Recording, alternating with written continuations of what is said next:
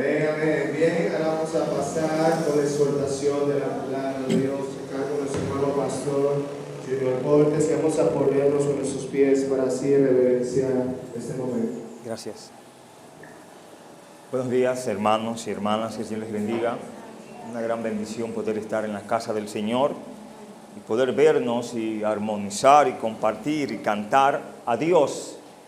Vamos a orar inmediatamente para ponernos a tono con Dios. Oremos. Padre, gracias en esta hermosa mañana, en la cual nos permite, Señor, congregarnos como iglesias, como hermanos, como hijos tuyos, con la intención de glorificar tu nombre. Gracias por este nuevo amanecer, oh Señor. Gracias porque nos tienes de pie, oh Padre. Ayúdanos a través de tu palabra, oh Padre, poder ser de bendición, oh Padre, poder llevar, oh Padre, la bendición a nuestras almas. Háblanos, edifíquenos, repréndanos, si es el caso, y permite que podamos en esta mañana, Señor, dar toda gloria a tu nombre. Aquellos que han puesto en su corazón aún estar aquí, oh Señor, permite que tu gracia, tu poder les permita llegar bien, que podamos gozarnos a los que no podrán estar, Señor, que pronto podamos verles y gozarnos en tu casa y en tu nombre. En Cristo Jesús te lo pedimos. Amén. Bien, hermanos, pueden sentarse, hermanas. Hemos estado compartiendo varios domingos acerca de Jesús como el buen pastor, y hemos visto cómo aquí el Señor, con toda la intención de llevar la palabra de Dios, llevar sanidad a los cautivos, llevar bendición a aquellos que no tenían ninguna, pero el que no cree, le es difícil que la bendición le llegue. Si usted se fija, la semana anterior hablábamos cómo Jesús se paseaba por el pórtico de Salomón. Nada que ver con enseñar, nada que ver, solamente según el verso. Estamos en San Juan 10, según el verso 22 de San Juan 10, dice que se celebraba en Jerusalén la fiesta de la dedicación, era invierno y Jesús andaba en el templo por el pórtico de Salomón. Eso creó en sus detractores que ellos se turbasen a sí mismos y culpaban a Jesús de eso. Si usted lee el verso 24, dice, y le rodearon los judíos y le dijeron, ¿hasta cuándo nos turbarás el alma? Si tú eres el Cristo, dínoslo abiertamente. Ya el Señor había demostrado ser que Él era el Cristo, el Hijo de Dios, pero estos querían importunarle en ese momento. Ahí la palabra, le rodearon, era la intención de hacerle un cerco para provocarle, pero no lograron su cometido. El Señor ya les había dicho a ellos que ellos no entendían eso porque no eran de sus ovejas. Y claro está, el que no es oveja no puede clamar por su pastor. En esta mañana quiero compartir con todos ustedes el tema, la unidad de Jesús con el Padre. La unidad de Jesús con el Padre. Texto San Juan 10, verso 30 hasta el verso 42. Y los primeros 3 versos, del verso 30 en adelante, vemos cómo el Señor dice ahí, yo y el Padre uno somos. ¿Cuánto eran Él y el Padre? Uno. Aunque el Padre es una persona, aunque Jesucristo es una persona, en esencia, ¿qué eran ellos? Uno. Verso 31, entonces los judíos volvieron a tomar piedras para apedrearle. Jesús les respondió, muchas buenas obras os he mostrado de mi Padre, ¿por cuál de ellas me apedreáis? Les respondieron los judíos diciendo, por buena obra no te apedreamos, sino por la blasfemia, porque tú siendo hombre te haces Dios. Claro está, para los judíos cualquier blasfemia que el hombre dijese debía ser lapidado, y lapidado no es más que ser apedreado. Pero mire cómo el texto nos enseña que volvieron otra vez, o sea que la intención ya desde antes estaba de apedrearle. ¿Pudieron apedrear al Señor? El Señor utilizó un argumento judío, escritural, pudiéramos decir, en la ley, como Dios ya en escritura anterior, entiéndase Salmo 82, en Éxodo había hablado la expresión dioses soy.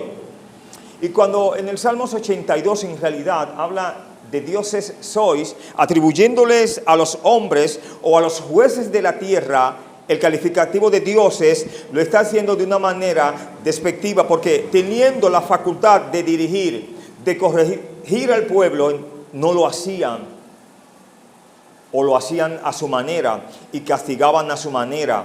Estaban para disciplinar, no para hacer las cosas incorrectas como jueces. Es como decirle, ustedes son dioses, hagan lo correcto que haría un Dios justo.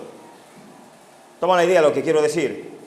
Seguimos entonces explicando verso 30. Aquí hemos hablado, o el verso nos habla de la expresión del Señor diciendo, yo y el Padre uno somos. Es tal el asunto aquí que el Señor le dice, no crean a mí, crean las obras que yo hago en mi Padre.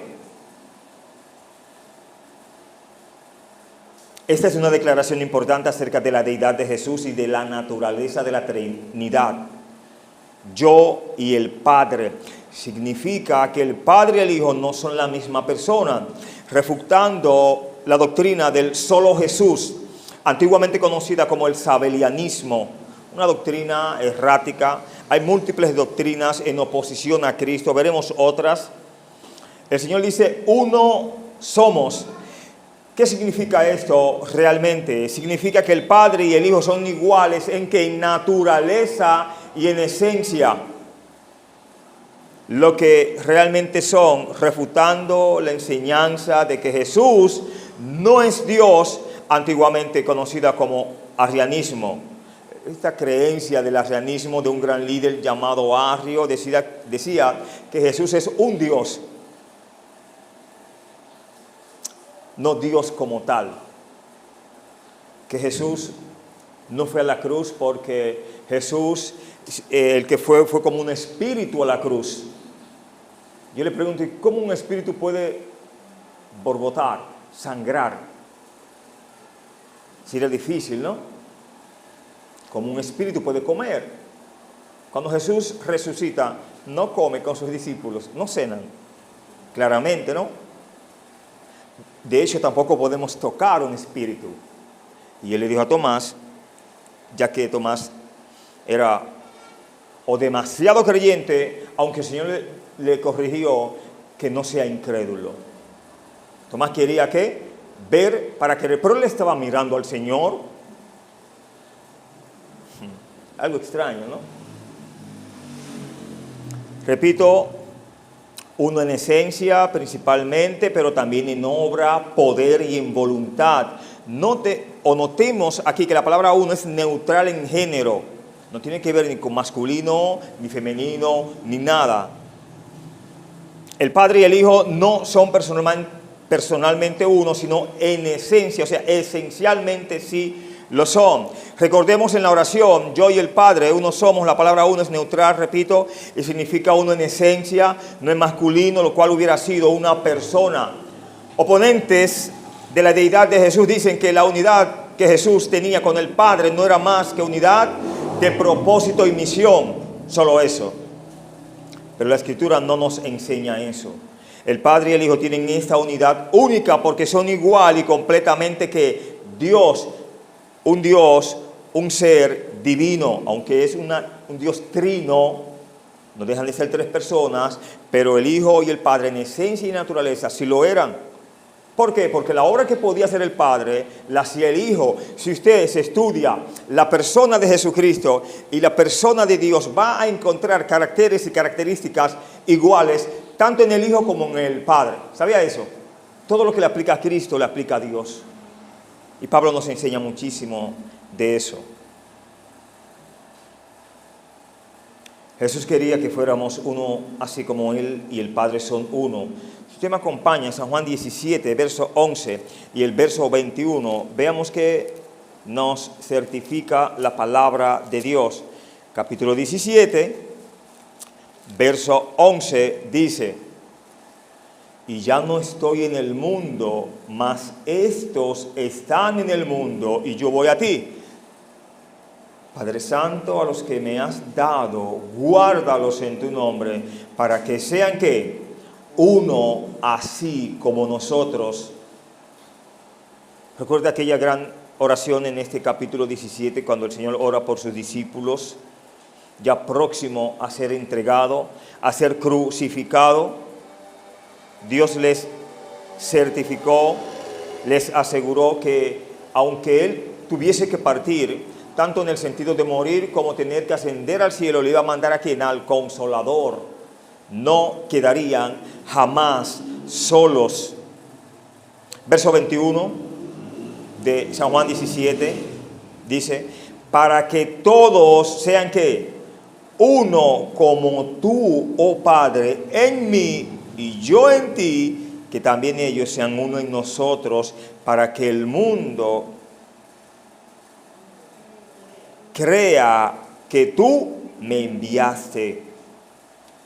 La unidad, muy importante, tanto el Señor le enseñaba en cuanto a tenerla con el Padre, y nos insta a nosotros a que seamos uno, y eso puede ser logrado. Pero tal unidad no puede existir sin la igualdad de esencia, y todos los creyentes tienen esta igualdad, así como el Padre y el Hijo tienen esta igualdad. Gálatas 3, 26 a 28, veamos lo que nos dice esta cita.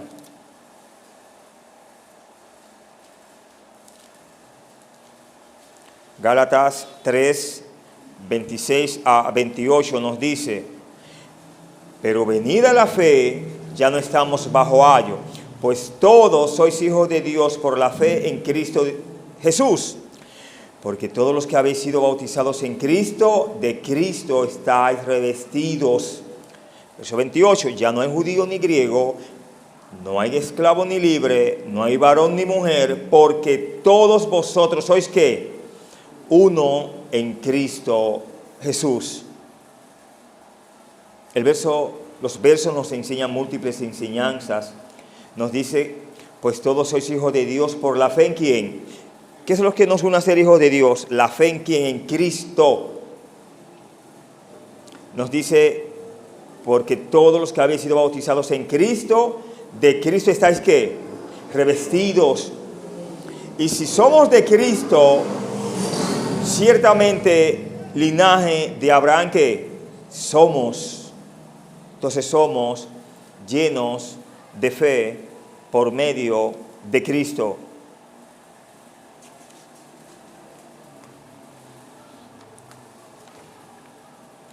Verso 31, verso 32, pasamos aquí, dice la Escritura: entonces los judíos volvieron a tomar piedras para apedrearle. Jesús les respondió: muchas buenas obras os he mostrado de mi Padre, ¿por cuál de ellas me apedreáis? Mire la intención de ellos: en vez de dar gloria a Dios, deciden que apedrear al Señor, pero no lo lograron. De hecho, más adelante Él se retira por en medio de ellos, demostrando su poder sobre aquellos hombres incrédulos. En Cristo todas sus obras fueron hechas por la dirección del Padre, según San Juan 5:19. San Juan 5:19 dice la Escritura: respondió entonces Jesús y les dijo: de cierto os digo, no puede el Hijo hacer nada por sí mismo, sino lo que ve hacer al Padre, porque todo lo que el Padre hace, también lo hace el Hijo igualmente. ¿Qué dice Génesis 1:1? Que en el principio creó Dios ¿qué? Los cielos y la tierra. ¿Quién creó los cielos y la tierra? Dios. Entonces, si Dios creó los cielos y la tierra, se le atribuye a Cristo haber creado también el universo.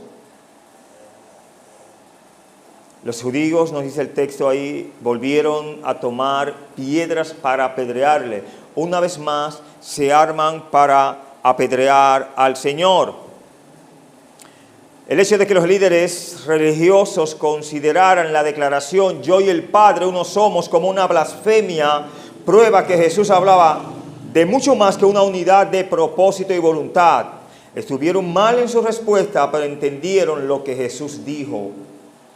El griego realmente significa que fueron por piedras a arrojarle al Señor.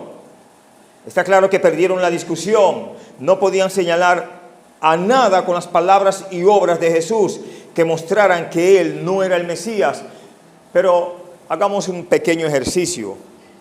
Si Él hacía la obra de Dios, ¿por qué era tan difícil creer que Él era hijo de Dios?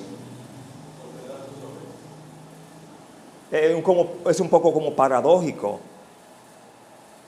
Le daba vista a los ciegos. De hecho, a un paralítico en el capítulo anterior lo había puesto ¿a qué? A caminar, ¿no? Era imposible para este hombre que hombre mortal y pecador pudiera ¿qué? Hacer ese milagro en su vida. Y cabe señalar que solo el Señor es el que puede hacer milagros en nuestras vidas, y ha hecho mucho en nuestras vidas.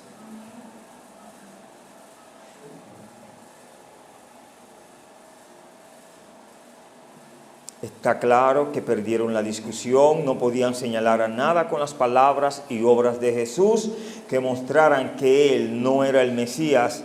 Estaba establecido en la ley que la blasfemia debía ser castigada con lapidación, o sea, ser embestido con piedras, según Levíticos 24:16. Pero estos hombres no estaban permitiendo que los debidos procesos de la ley se llevaran a cabo. Si no pueden responder argumentos santos con razonamientos justos, pueden dar respuestas duras con piedras. Si usted no puede destruir el razonamiento, usted puede tal vez destruir al razonador. Eso era lo que querían estos judíos. No podían hacer las obras del Hijo de Dios, no podían hacer las obras que solo Dios podía hacer. Entonces querían que desaparecer a quien sí podía hacerlas. Es como ni hacen ni dejan hacer, ¿no? Es como muy fácil hablar, juzgar, pero ponerse en el zapato, ¿no? No les sirve. O les queda muy grande o tal vez le aprieta mucho. Una nota nos enseña, Él no se está diciendo Dios a sí mismo, Él no se está haciendo Dios a sí mismo, Él no se está haciendo a sí mismo nada, pero en palabras y en hechos está mostrando ser quien realmente es, el enviado por el Padre para traer vida y luz a la humanidad. Era una blasfemia que un hombre afirmara ser Dios, y es digno de tener en cuenta que Jesús nunca manifiesta indignación cuando se le acusa de hacerse a sí mismo Dios. Sin embargo, si Él fuera un simple hombre, nadie podría ver este pecado con mayor repugnancia. Si Él hacía obras como ningún hombre las podía hacer, era porque tenía el poder de su Padre. Tenía mandamientos de su Padre y la esencia del Padre como tal, y también la naturaleza. Los versos 34 hasta el verso 39 vemos aquí la segunda enseñanza. Dice, Jesús da razones del Salmo 82 y de sus propias obras.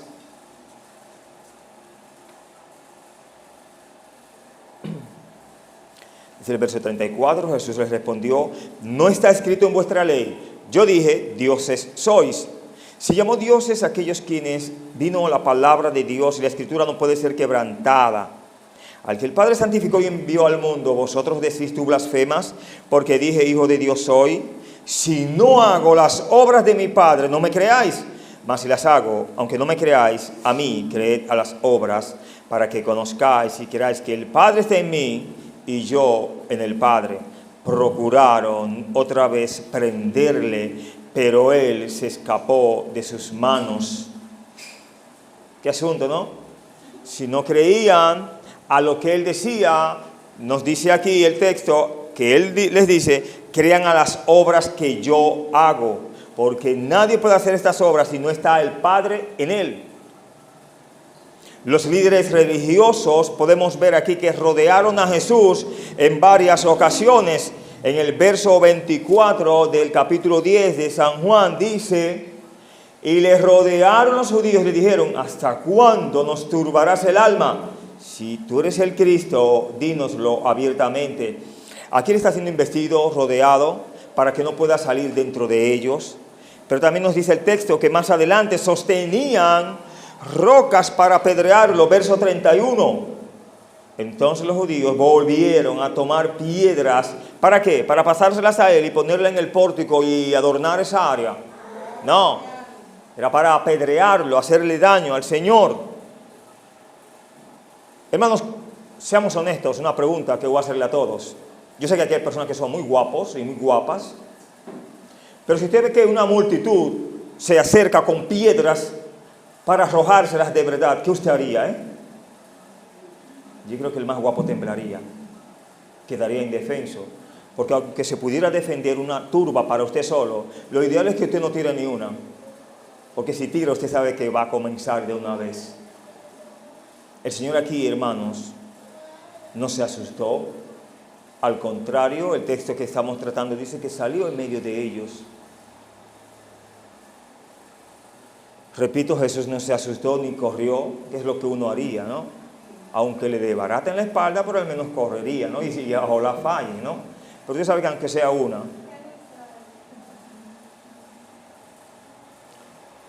Los recibió con el poder de su palabra, les respondió como un rabí educado le hablaría a otros rabís educados. Recuerde ahí que cuando habla de los judíos, no está hablando del judío común del pueblo, sino a los maestros de la ley, a la clase religiosa de aquel entonces. Jesús refuta la acusación de blasfemia utilizando un argumento de las Escrituras de un tipo del cual estaban bastante familiarizados.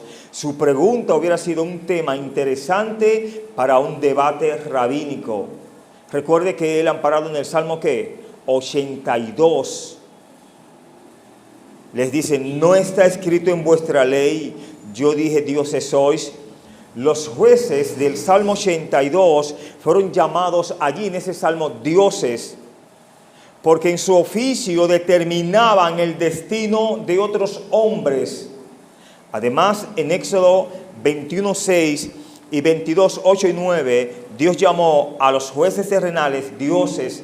El asunto es que esos dioses, que esos jueces, en la antigüedad, hermanos, hacían atrocidades amparándose en la ley o amparándose en el estatus de ser ¿qué? Jueces. ¿Recuerdan ustedes la historia? Siempre tocamos eso y es lamentable la historia. La villa de Nabot. No fueron jueces los que lo juzgaron a él. No aparecieron dos testigos para hablar en contra de él. ¿Y qué pasó? Se le salvó la vida a este hombre. ¿Quiénes lo juzgaron a él? Los jueces. Estaban en posición de dioses, pero no juzgaron conforme a la ley. Encontramos la palabra: yo dije dioses sois. No está escrito en vuestra ley. Aquí la palabra ley está en su aceptación más amplia. Todo el Antiguo Testamento, como lo indica Juan en el verso 34 y en el 15:25. Veamos San Juan 7:34. ¿Qué nos dice la palabra de Dios? No tenemos que andar muy lejos, ¿no? Un poquito para atrás nada más. 7:34 de San Juan nos dice: me buscaréis y no me hallaréis, y a donde yo estaré, vosotros no podréis venir. ¿Qué pasó ahí en el texto? Recuerde que los fariseos enviaron alguaciles ¿para qué? Para prender a Jesús, aprisionarlo. Si usted toma el contexto en el verso 32, dice: los fariseos oyeron a la gente que murmuraba de él estas cosas, y los principales sacerdotes y los fariseos enviaron ¿qué? Autoridades para que le prendiesen. Entonces Jesús dijo: todavía un poco de tiempo estaré con vosotros e iré al que me envió. por más que ellos se esforzaran en apedrearlo, apresarlo, crucificarlo, eso podía pasar, pero él no se iba a quedar postrado en la tierra, sino que iba a ir ¿hacia dónde? Hacia aquel que lo envió. Las puertas del Hades, el corazón de la tierra, no iba a poder retener al Señor Jesús, no lo pudo retener.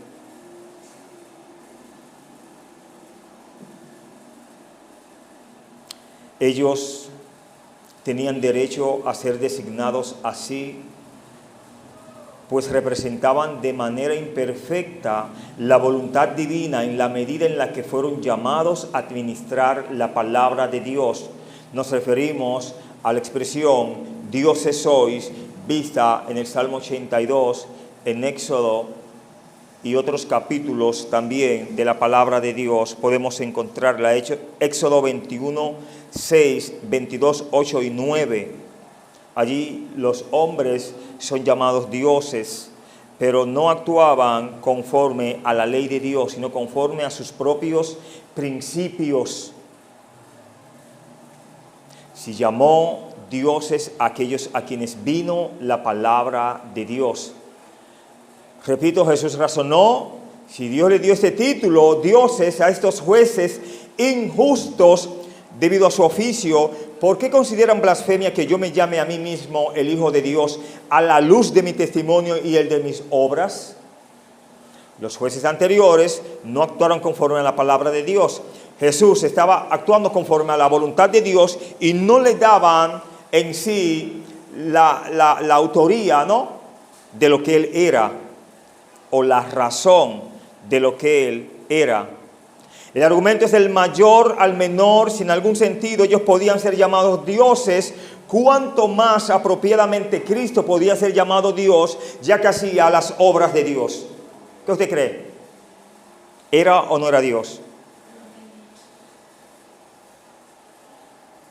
Jesús no tomó la expresión dioses sois en Salmo 82 y la aplicó a toda la humanidad ni a todos los creyentes. El uso de dioses en Salmo 82 era una metáfora. Jesús habló de una metáfora para exponer tanto la ignorancia como la inconsistencia de los acusadores. El objetivo más profundo de este argumento es mostrarle que la idea de hombre y Dios siendo uno no era ajena a su espíritu del Antiguo Testamento, sino que se establecen ahí tipos y sombras de Él, el verdadero Dios y ¿qué? Y hombre, Dios justo. Los jueces en la antigüedad debían de ser ¿qué? Justos. ¿Lo fueron? ¿Lo eran? En su mayoría no lo eran. En el tiempo de Jesús, los sumos sacerdotes, los escribas, los fariseos, los encargados de llevar y enseñar la palabra de Dios, hermanos, ¿qué fueron con el Señor? ¿Fueron justos e injustos? Cabe señalar ahí que en el ámbito judío, los judíos no podían realmente darle muerte a ninguno. Los romanos sí, pero a sus propios conciudadanos romanos, a otro no. Jesús, al ser judío, no podía ser, en ese sentido, ser acribillado por ningún romano. Aunque al final, entre judíos y romanos, tomaron ¿qué? Uno por la autoridad y otro por las injurias, crucificar al Señor, matar, darle muerte al Señor. Mire que los judíos como que tenían una intención terrible de darle muerte al Señor. Ellos no podían. Tenían los mandamientos. Usted sabe cómo dice algunos de los mandamientos, o uno de los mandamientos. ¿Recuerda alguno que diga no matarás?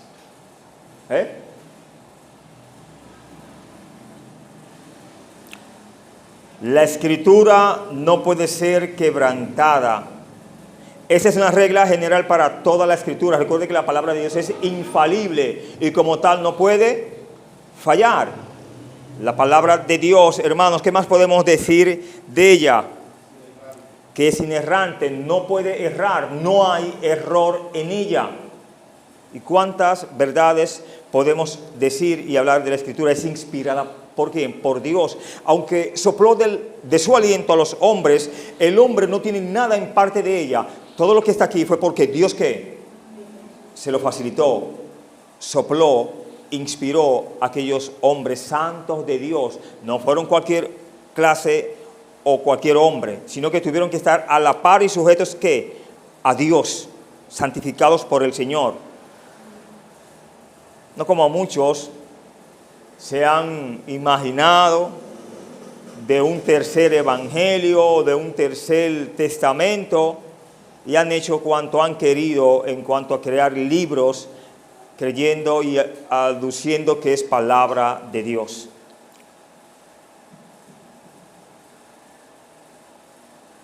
Repito, esa es una regla general para toda la Escritura, pero Jesús la aplicó aquí a un pasaje bastante oscuro, donde el punto esencial yacía en una palabra que Dios utilizó para referirse a los jueces humanos. Es una demostración notable de que las palabras específicas de la Escritura son ¿qué? Inspiradas. No solo temas e ideas generales, sino que es la palabra de Dios. Significa que la Escritura no puede ser vaciada de su fuerza, demostrando que es errónea. La Escritura no puede ser anulada ni invalidada, según Marcos 7:13. No puede ser dejada de lado cuando su enseñanza no es conveniente. Lo que está escrito permanece ¿qué? Escrito. Aunque nos afecta a nosotros, nos reprenda a nosotros, es palabra de Dios, está en su total avidez, su total razón. Notemos aquí que él dice esto no en conexión con alguna declaración que pueda ser considerada como una de las declaraciones clave del Antiguo Testamento, sino como algo a lo que podemos llamar, sin falta de respeto, un pasaje común y corriente. La palabra de Dios no puede ser quebrantada. ¿Por qué? Porque ésta rompe con lo que sea que se le oponga. ¿Cuántos opositores en la antigüedad no ha tenido la palabra de Dios? Muchos, ¿no? ¿Ha podido ser quebrantada? Se ha mantenido en uno de los libros de mayor venta mundial. Para colmo, sus críticos, los ateos y todos aquellos que se oponen a la palabra de Dios tienen que llegar a ella para poder detractarla y oponerse a ella, poder refutar un versículo de otro.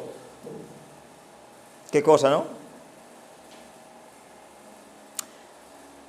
En el verso 36 vemos al que el Padre santificó y envió al mundo. ¿Qué nos dice el Señor aquí? Esta era una manera maravillosa de Jesús de hablar de sí mismo. Él es aquel a quien el Padre ¿qué? Santificó. Y aquel a quien el Padre envió al mundo. ¿Recuerdan ustedes en la transfiguración? Que Pedro fue que le dio el gran consejo al Señor. Señor, permite que hagamos una enramada, aquí estemos nosotros, nada más. Así se es bueno, y los otros 9 no valían. ¿Y cuál voz desde el cielo, hermanos, corrigió a Pedro? La voz del Señor misma, diciendo que este es mi Hijo amado, a Él oíd. ¿Qué es lo que tú y yo debemos de oír, hermanos? La voz de Dios, la voz de Cristo. Y crea, hermanos, que Cristo sí nos habla. Nos habla audible, nos habla por su palabra y nos habla por medio de la creación.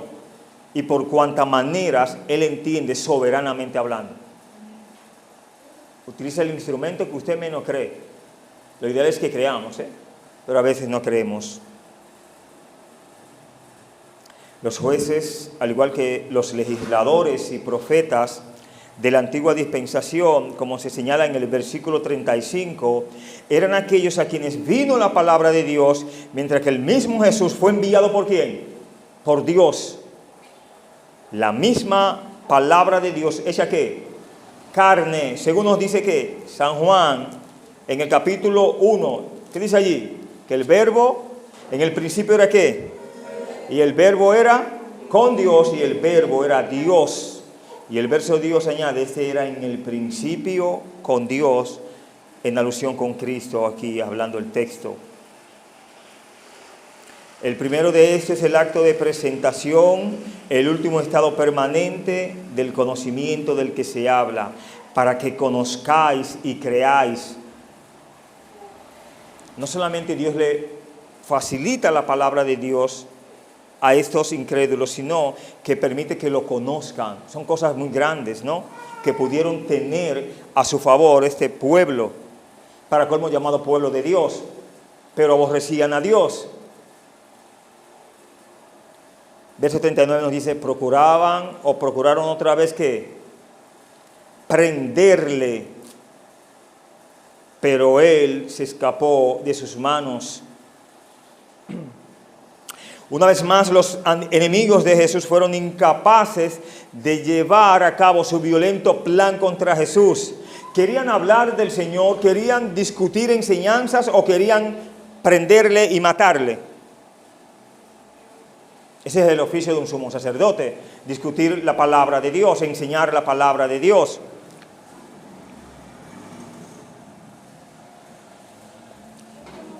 Pero estaban en eso. Al contrario, hemos visto que en un momento estaban turbados, su alma estaba turbada por la presencia de Dios. ¿Y qué presencia querían ellos entonces? Que les aliviara su alma. Si solo Cristo puede aliviar un alma angustiada, turbada. Una vez más, los enemigos de Jesús fueron incapaces de llevar a cabo su violento plan contra Jesús. Él salió de ese círculo cerrado. El poder que emanaba de él evitó que pusieran sus manos sobre él. Fue el mismo poder, hermanos, que vimos cuando él estaba en Getsemaní y fue investido por los alguaciles y por los soldados cuando ellos preguntaron que si era el Cristo. Y él dijo que él era, ¿no? Yo soy. Y en vez de prenderle, aprisionarle, ¿qué pasó? Se cayeron, ¿no? Le dio como corriente el espacio ahí. El poder de Dios es tremendo y terrible y santo, hermanos. A la presencia de Jehová tiembla la tierra. Y es importante que nos presentemos y vivamos una vida con temor y temblor ante Dios. Es extraño, pero a veces nos tememos más a nosotros que al Dios que hay que temer. Ahí está el hermano, ahí está la hermana. No diga mala palabra. No murmuremos ahora. Eso me aterra, honestamente. No digamos mentira. Él no habla mentira. Verso 40, verso 42, vemos aquí en la enseñanza, Jesús cruza el Jordán y muchos creen. Y se fue de nuevo al otro lado del Jordán, al lugar donde primero había estado bautizando Juan, y se quedó allí. Y muchos venían a él y decían, Juan a la verdad ninguna señal hizo, pero todo lo que Juan dijo de este era verdad. Y muchos creyeron en él. ¿Qué pasó cuando el Señor pasa hacia el otro lado? Un pueblo pequeño, Perea, otros le llaman Betábara. ¿Qué pasó allí? Con solo abrir su boca y enseñar, el texto al final me dice que pocos creyeron en él. ¿Es así como dice el texto? Muchos creyeron en él. Él está en la capital, multiplicidad de personas, múltiples grupos, muchísima gente podía escuchar la palabra de Dios, pero decidieron ser incrédulos. Pasa a un pequeño lugar donde Juan apenas bautizaba y casi todos creen. Una gran enseñanza nos da esto, hermanos.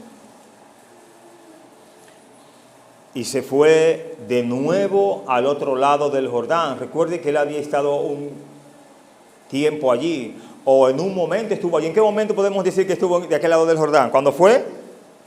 Bautizado por Juan. ¿No fue bautizado allí?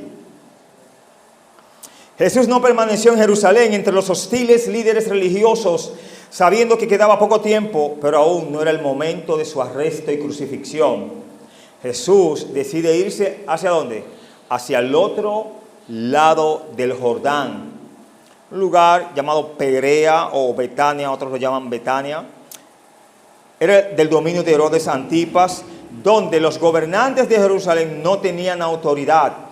Jesús estaría a salvo del acoso allí, por lo menos temporalmente. En el lugar donde uno pensaría, dice esta nota, que sería bienvenido, los hombres intentaron apedrearlo. Ahora, en la menospreciada Perea, los hombres creían en él.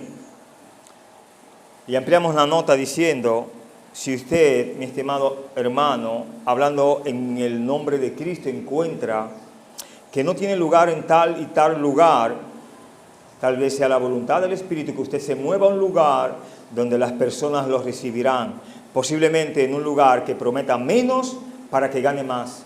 En otras palabras, no hay necesidad cuando evangelizamos entrar en debates teológicos, entrar en discusiones vacías e inútiles.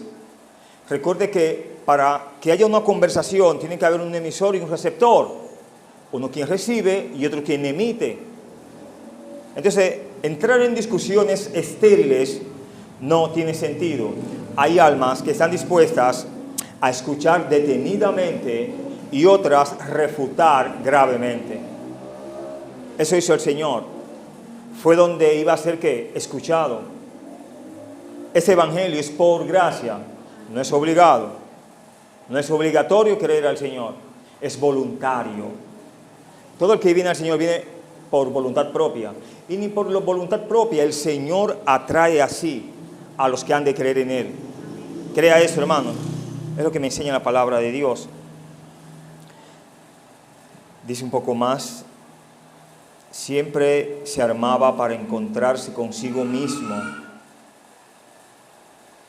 Siempre se armaba para encontrarse consigo, primero encontrándose con Dios, en alusión a Cristo.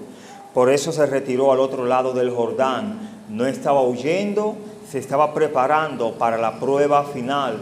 No muy poco, él sería ¿qué? Sacrificado. Y ya antes querían crucificarlo o lapidarlo, aprenderlo o prenderlo.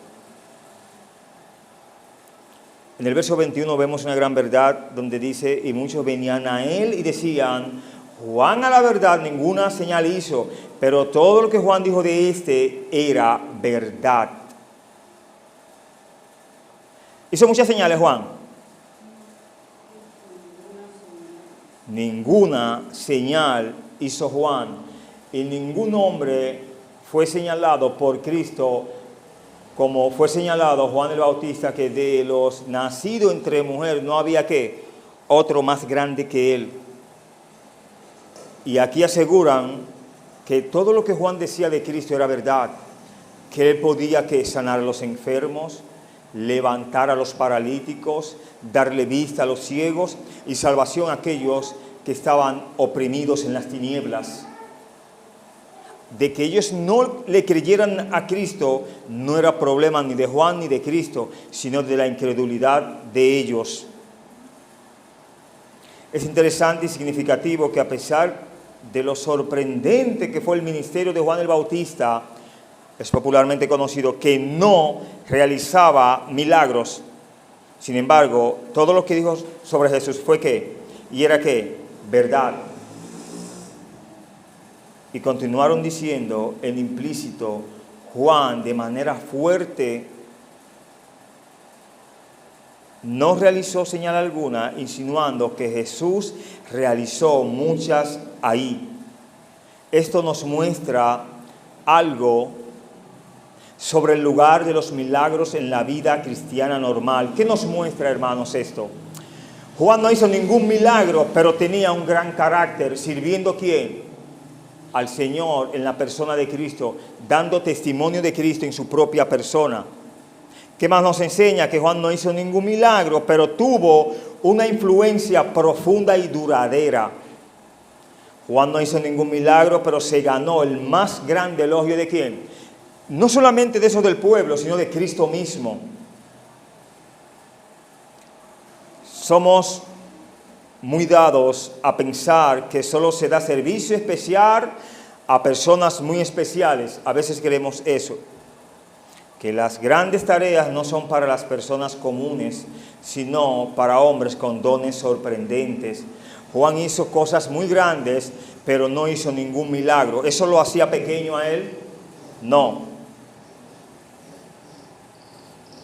El texto termina diciendo, y muchos venían a él, según el verso 41 y el verso 42, y muchos creyeron en él allí.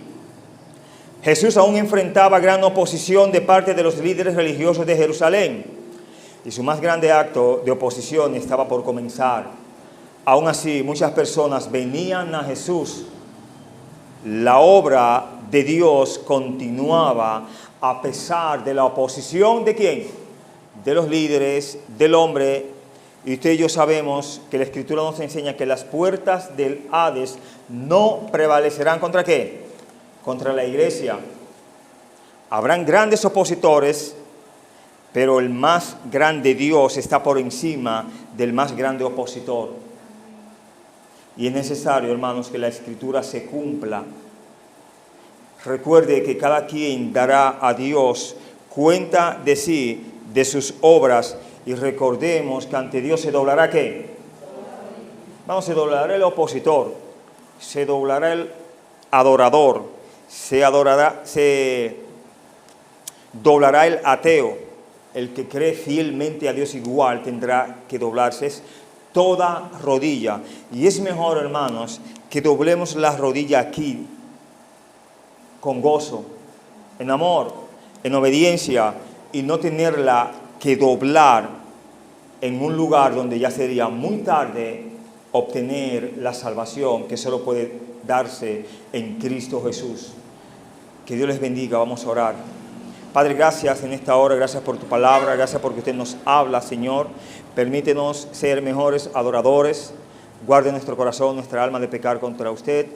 Bendiga la siguiente ordenanza que vamos a llevar a cabo. Señor, solo usted nos puede bendecir para tales fines.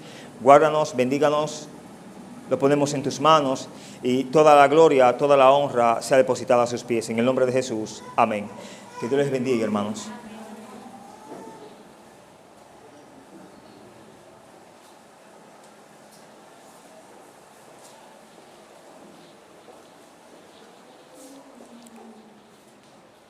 Bien, hermanos, vamos a pasar al tiempo de recolección de diezmos y ofrendas. Vamos a pedir a nuestro hermano Gustavo Arias.